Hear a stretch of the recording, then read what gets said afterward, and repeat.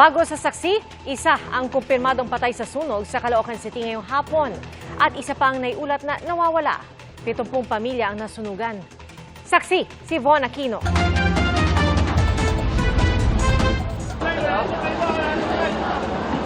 Tulong-tulong ang mga residente sa pagbubuhat ng mga timba-timbang tubig para maapul ang sunog sa Barangay 81 Caloocan City na nagsimula mag-alas 5 ng hapon.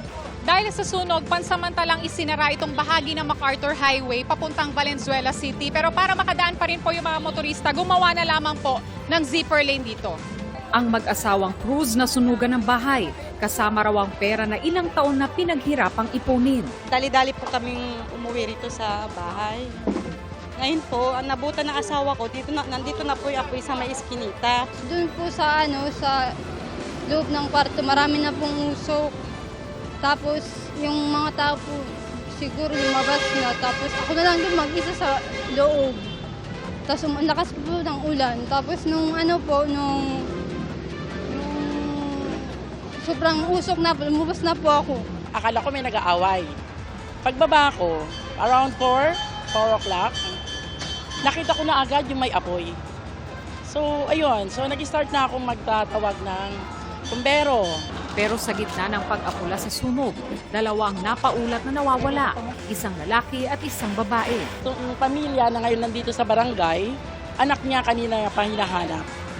Hindi pinapakita, babae na 16 years old.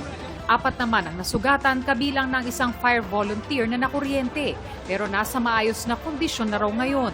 Ayon sa Caloocan City BFP, mabilis kumalat ang apoy dahil gawa mga bahay sa light material.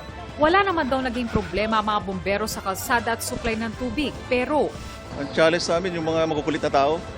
Ongoing pa po operation, pasok sila ng pasok sa loob. inaalam pa ang sanhi ng sunog na tumupok sa tinatayang nasa 50 bahay. Under investigation pa po, pero as per mga witnesses natin, electrical. As per witnesses po, yun po ang sabi, may mga illegal connection po ng wire, ng kuryente. Sa pagtaya ng BFP, 70 pamilya ang nasunugan. Nasa 300,000 pesos ang tinatayang halaga ng natupok na ari-arian. Umabot sa ikalawang alarma ang sunog na tuluyang naapula mag-alas 10 ng gabi. Ayon sa barangay, kinakailangan nila ng tent, tubig at pagkain para sa mga nasunugan. Para sa GMA Integrated News, ako si Von Aquino, ang inyong saksi. Mga kapuso, maging una sa saksi. Mag-subscribe sa GMA Integrated News sa YouTube para sa iba't ibang balita.